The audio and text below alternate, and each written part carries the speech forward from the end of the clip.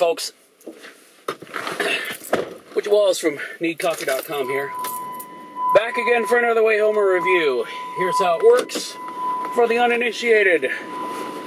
I have just seen a film. The cinema's over that way. I'm not pointing because there's people sitting in the car to my left and it would probably freak them out. Anyway, I've just seen a film and I'm going to tell you about it on my way home. And today, here's a little bit more light. Today we're here to talk about The Raid, Redemption. Okay, so, synopsis. There is a big crime lord type person who basically is untouchable.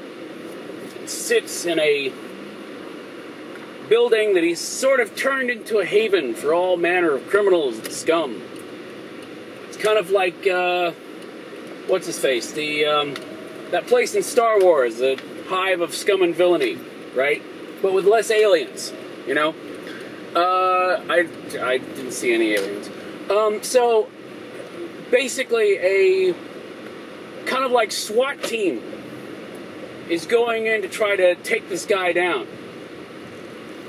And they go in, and I'm not giving anything away, this is in the trailer. They get a certain ways in, and basically, crime lord guy locks the place down, gets on the PA system and says, guess what? We're going to have a ball. There's a bunch of cops in the building. All you slime criminal type people, come out and go hunting and have a blast. It's a lot more menacing than the way I just made it sound. In fact, it's extremely menacing. In fact, this is an Indonesian film. I will just go ahead and tell you that you will probably not hear anything as menacing spoken in the Indonesian language as that particular little speech, which is in the trailer. It's just frickin' evil, okay? Brilliant. So anyway, so yes, they're trapped, they're boxed in, they're getting mowed down, and what do? Pop quiz, hotshot, what do? That's the film, in a nutshell. Okay, so here's the deal. You've got that set up for guns and basically food, because this is a Indonesian martial arts flick, and basically you've got, okay, I'll put it to you this way. What I was reminded of more than anything else was, if you've seen the film Old Boy, which if you have seen the film Old Boy, or even if you haven't, it's one of the most messed up films I've ever seen, okay?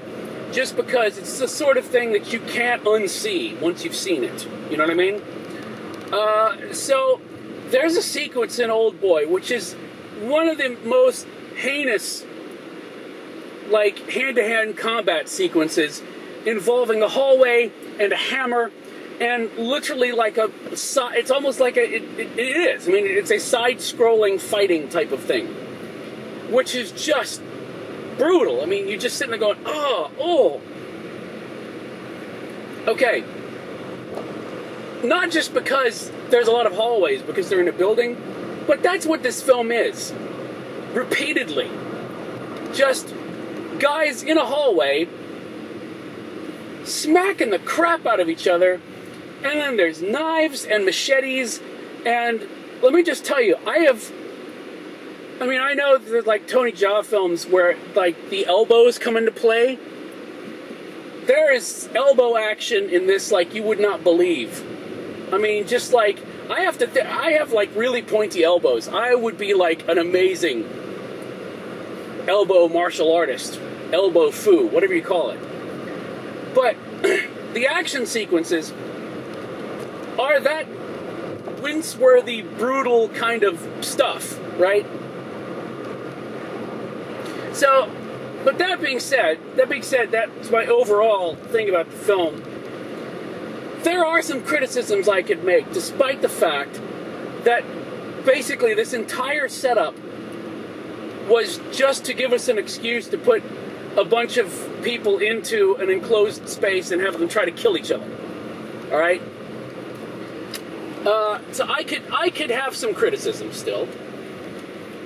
I could talk about the fact that it was sort of hard from moment to moment to figure out who is who, because I mean, all the good guys are dressed in the black SWAT outfits, and with the camera work going on, it's almost impossible to know who's what and why. So I could complain about that. I could complain about the fact that, you know, the setup felt like really flimsy. You know, I could complain about that. And there's certain points that, you know, when you get to the last third of the film, I could complain that it seemed to wrap up fairly quickly because they had basically, I don't know, run out of interesting filing cabinets to throw people into. I could complain about that, all right? I'm not going to complain about that because the film was not designed. I'm the big proponent of, I will show up and be on board with what the film promises, and the film promised brutal food. And the film delivered a lot of brutal food, okay? So I'm very happy in that regard. The one complaint I will make, and then we'll get on to other cool things, but the one complaint I will make, and the one admonition I will give you, is that if you've ever thought that you were going to get motion sick watching a film, bring some Dramamine. I mean, it's worth it, but bring some Dramamine. Because I swear to God, there's maybe a half dozen shots in the film in which the camera is not in motion. And no, I'm not even talking about just in the fight sequences where you would expect it to be, but I mean, literally, people are talking, and the entire thing feels handheld. And I can't tell if it's because they couldn't afford a Steadicam rig or what. But I would say, because this is supposed to be a trilogy, like every film is a trilogy, right? Well, we've always wanted it to be a trilogy, right? Let me put it this way. You know, well, no, I won't say that.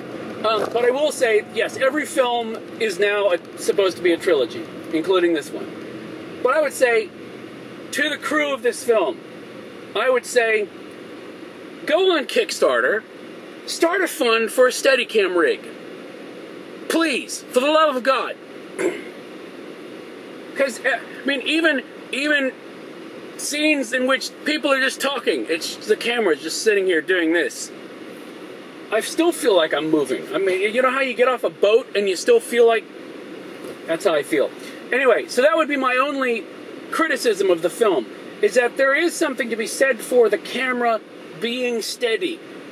And I almost think like they did it on purpose, like they had a rig designed to make it not steady, an unsteady cam.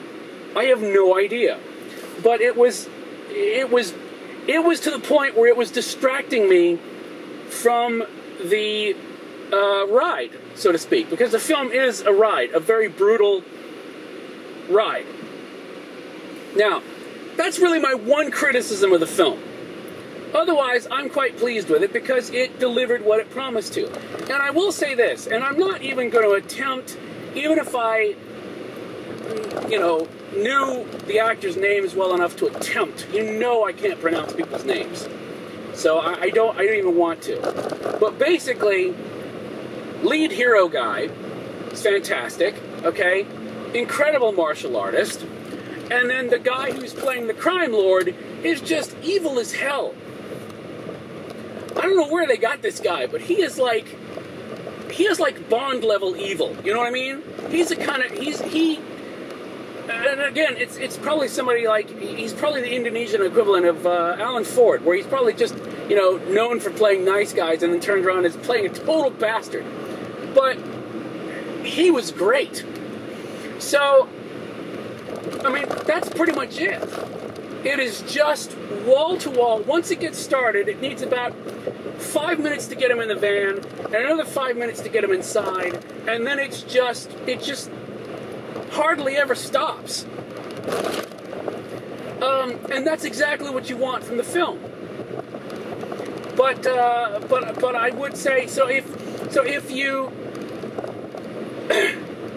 if that's your sort of film, if brutal foo is your thing, then you are going to be so very happy with the film, because man, that's it wall to wall. And I know they're talking about doing the trilogy, and I joke about that, but they are actually talking about doing a trilogy, and apparently that and some other reason is why they tacked redemption onto the thing, which really, honestly, in the context of the film, makes little to no sense. But I don't know where they go from here. But I would be willing to watch it. And in fact, I think this is like their second film. It's not on a series, but their second film. Now I want to go back and find the first film, because I'm just like, I would like to see some more of those elbows going, right? So, yes, I would say if it's your sort of thing, then it's definitely worth going to see. As always, matinee is preferred simply because you save money. But beyond that, do try to catch it on the big screen. I think it, even though it is in an enclosed space, and even though it is kind of down and dirty type of filmmaking, it really feels that way. I really feel like it will lose something on the small screen. It's hard to pin it down. Now, granted, if you're watching it at home, you probably won't need the Dramamine. But and I emphasize that because I don't want anybody to, you know, leave the theater just going. So, but yes, for fans of just elbows flying, there's very little that's going to top this. Very pleased. I'm trying to think what else I could say about the film, but the problem is it's pretty straightforward in what it was trying to do, and it was pretty straightforward in doing it. So not much else to go over there. So yes, cup-wise, I would say I'm leaning towards a 3.5. So I'm very pleased with it, and I would recommend it. So there you go.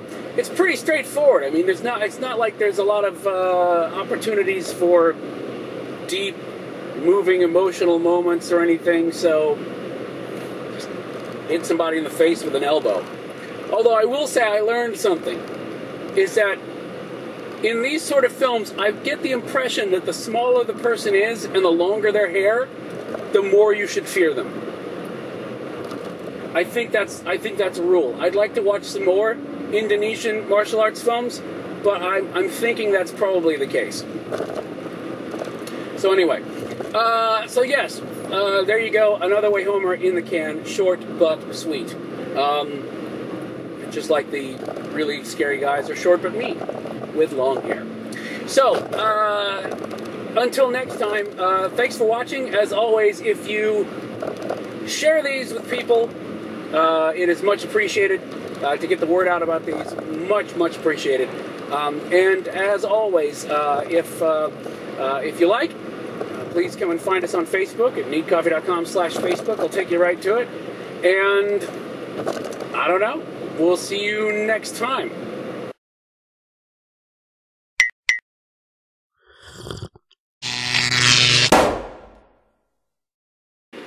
I know, I didn't mean to forget to say bye. I'm just still kind of reeling from the